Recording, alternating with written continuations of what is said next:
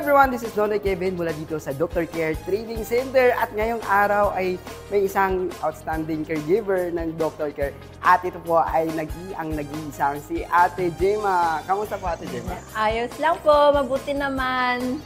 Kamusta naman yung trabaho mo bilang isang caregiver? Trabaho ko, mabuti naman po. Ilang taon ka nang nag-work dito? Mag 8 years na. Almost 8 years, so mag-iisang dekada ka na. Wala bang problema. Ilang taon na si ate?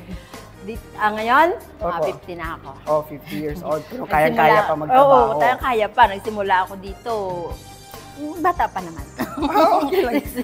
Doon naman tayo papunta. Oo nga. Ilang taon ka na sa pedia department ngayon? Ay, hindi ko naman. Medyo matagal-tagal na din. Matagal na. 6 years na ganyan. 6 years. Congratulations for almost 8 years mo dito sa Dr. Care. Kitang-kita mo naman na nakatanggap siya ng award bilang isang outstanding caregiver po ng Dr. Care. Ayan po si Ate Gemma.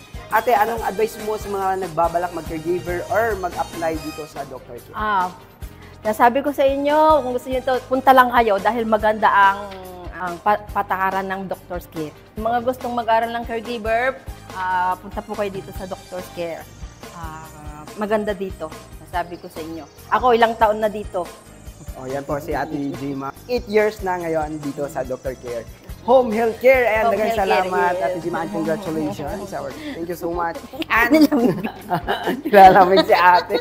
Sa lahat ng mga nagbabalak at gustong maging caregiver, mag-enroll na po kayo para sa Batch 12 na magsisimula na ang klase ngayong March 1, 2024 at malay nyo magiging katulad kinyo si Ate Gemma. Yes. Punta lang kayo dito. Apply kayo, mag-aral kayo, magtrabaho kayo sa Doctor's Care White Wings. Thank you so much. Dagang salamat.